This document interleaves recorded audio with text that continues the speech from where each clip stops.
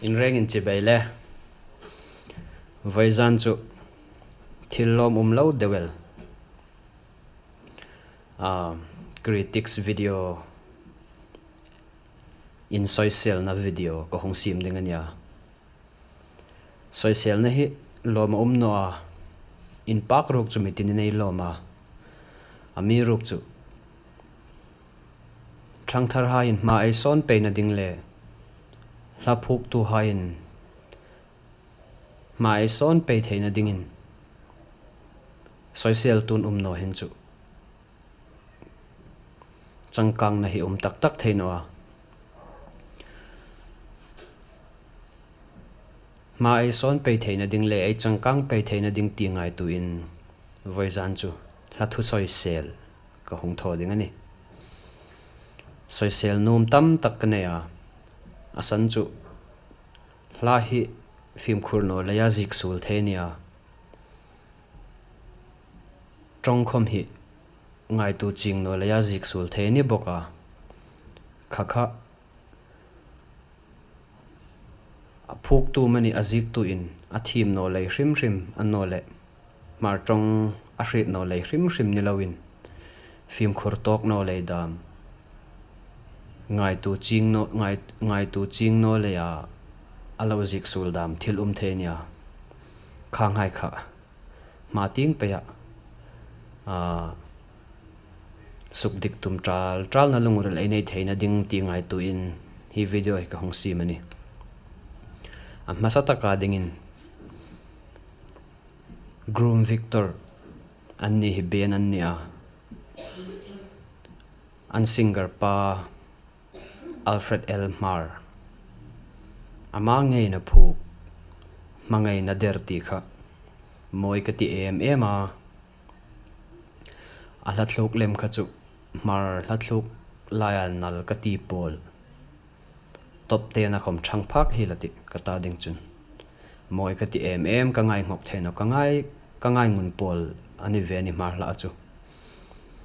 ben naw pang tak ni hai sin la hom ka ngai sang em a Alfred Elmar hi la phuk team Silong HSA Diamond Jubilee team song phuk in elna khom apakhat na lo la phak ve nga tani ngai sang hle amiruk choi ti ta angkhan film khurtok no leidam ngai tu ching no leya zik sul hi theya tu ta an ni hla an ben hla ami mangai na derti kha trong kamin dik lawa tla tela mangai na derti hi a no mangai na der hi a no ni ti hi vaizan hin ka hong hril nu mani mangai na hi ader no a sim tu pathinin ader hi asim bok no a amiruk chu mi hrim hi ei ring no hlaka mangai na der a no a mi hrim ring no lein mangai tu der ruk chun umani ti hi ka hong hril num tak chuni changkhat na a hla thu akhan mangai na der hi mo chung khu nun alo rut chu ti in azika mangai tu der ti lem dingani mangai na der hi chongin dik lawani ma ting pe a phuk tu hai khoma ei lo hrit ding mangai na der ti hi lathua zik dingani na chongin dik lawani ti chu e hei tar lang ne sin la a hla lo nga ye ta athlok hi moi em a athu khoma tha amiruk chu film khur tok no leya zik su la lo ti thu chawani